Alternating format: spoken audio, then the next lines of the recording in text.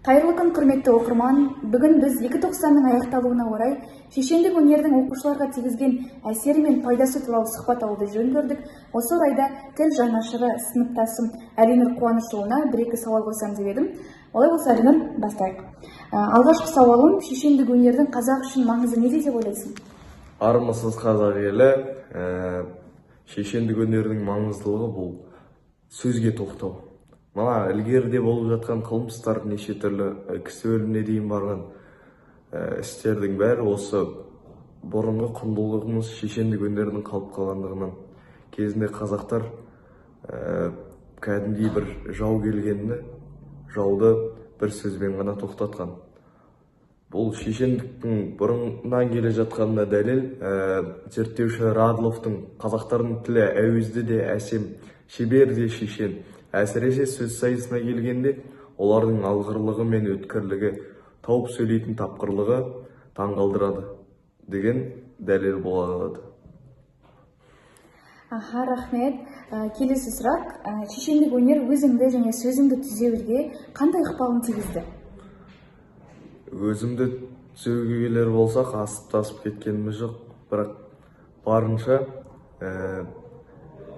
жақсы деңгейде түзеле алдым. Оған мысал осы бабаларымыздан келе жатқан ата сөзін ардақтап, соны саралап, соған сай іс қылуым. Ал сөзім түзелуіне келер болсам, әрине қатты кешегі аталарымыз секілді әр сөзімнің біріне мақал айтпасам да, іркілмей топ алдында сөйлей аламын. Өте жақсы. Ал енді ерекше сұрақ, қиялға ерік беріп көрсек. Егер сен осы мектепті үздік аяқтап, шешендік өнер пәнін қазақ тілі мен әдебиетіне саласында жүрсең, білім басқармасында отырсаң, шешендік өнерді қазақ тілі мен әдебиетін дамыту үшін, жоғары деңгейге жеткізу үшін, ұлттық құндылықтарымызды сақтау үшін не істер едің? Мен осы жайлы өзім ойланған, соған арнайы жазып келген жобам бар еді, соны оқысам. Ол жобамның аты Алматы қаласының білім басқармасын жақсы жаққа өзгерту. Негізі бүткіл Қазақстанға да жарайды. Өзім қалам болғаннан кейін солай атандым. Ол 5 пункттен тұрады. Біріншісі тіл, екіншісі ұлттық құндылық, үшіншісі ғылым білім, төртіншісі кітап оқыту, бесіншісі дін. Оның тіл осы шешендікке қатысына тоқтай кетсем, қазақ зиялысы ұстазы Ахмет Байтұрсынов ұлттың сақталуы мен жоғалуына да себеп болатын халықтың өзі. Тілі жоғалған ұлттың өзі де жоғалады деген сөз. Бұл осылай айта келе тіл тазалығын сақтаймын деген сайысы ұйымдастыру. Қазіргі уақытта жастар арасында кең таралған сленг сөздер бар. Соларды аударып, осы қазақ тіліне аударып, немесе тіл, сөз өнер жайлы аталарымыздың нақыл сөздерін жатқа айту сайыстарын ұйымдастыру.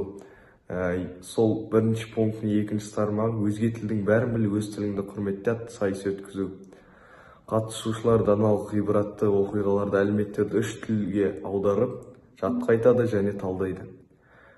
Үшінші пункт, егер менің қолым ұзын болса, егер және мүмкіндік болатын болса, шешендік сөз өнер пәнін қосу 5-9 сынып аралығында. Ал орыс сыныптарында бұл қиын болғандықтан, қазақ тілі мен әдебиетін тағы қосымша бір сабақ оқыту. Және сол сабақта бір қазақша көркем шығарма талдау. Екінші пункт, ұлттық құндылығымызды дәріптейтін іс-шаралар. Ол біріншісі ұлттық ойындар өткізу, құр өткізіп қана қоймай, сол ойынның шығу тарихы неліктен шықты, сол жайлы түсіндіру балаларға. Екіншісі ұлттық киім. Осы президентіміз айтқандай, ұлттық киімді киіп жүру керек, аптасына 1 күн болсын. Сол үшіншісі үлкенге құрмет, кішіге ізет. Үлкен сыныптармен бірігіп, неше түрлі іс-шара ұйымдастыру. Осы біздің құндылығымыз кетіп баратқан себебі үлкен сыйламаймыз. Және үлкендер де көп жағдайда кішіге ізет көрсете бермейді. Үшіншісі ғылым білім. Осы адам оқушыларды әр сыныптан, бұл біздің республикалық мектепте ғана бар нәрседі. Қазақ тілі мен әдебиет мұғалімдері әр сыныптан кемінде бір оқушыны оқуларға, сол тіл әдебиет жағынан жарыстарға дайындау. Бұл тұста айтып отқан себебім, біреулер жаратылыстану бағытын таңдайды. Мен жаратылыстану бағытын тіл әдебиет менікі емес дейтіндер болса, бұл тіл әдебиет, тіл сабағы негізі өзіміздің ұлт болып қалыптасуымыз үшін керек. Бұл әдебиет болса, сол ұлтты тану үшін керек. Бесіншісі кітап оқыту, төртіншісі кітап оқыту, яғни ғылыми жоба ретінде қорғау. Яғни сол автордың шығарма жазудағы даралық стилі, шығарманың әдеби фоны, жазылу тарихы, шығарма кейіпкерлеріне мінездеме, жоспар бойынша талдау. Бесіншісі дін ісі. Бұл жағдайда зайырлы мемлекетпіз дейді. Мен қарсы емеспін бұл зайырлы мемлекеттікке. Дей тұрғанмен, осы мектеп кезінде дін жайлы ата-ана фундаментін құймаса, іргетасын қаламаса, бұл бала өскенде кейін теріс ағымға түсіп кетуі оп-оңай.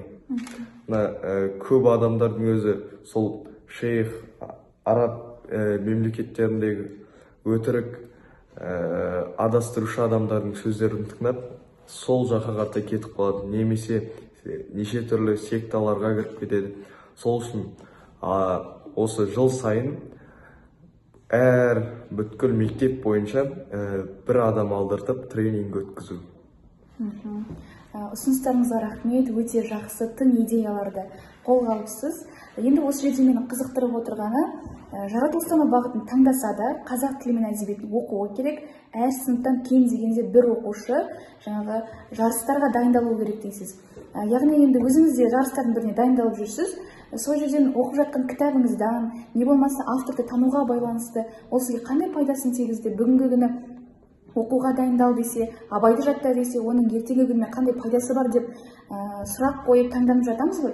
Енді сіз де жасқа дайындалып жатқандықтан сұрағым келіп отыр.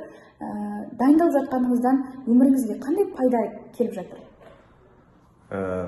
Ол жайлы былай ашып айтпай қояйын. Негізі бұл дайындықтың бір пайдасы сол адамды тану. Мысалы, Абай оқуларын мысал алатын болсақ, Абайдың өлеңдерін жаттаған адам болсын, я болмаса қара сөздерін, соны жаттап қана қоймай, өз түсіне біледі. Онымен бірге жатып, тұрып, сонымен бірге өмір сүреді десек те болады.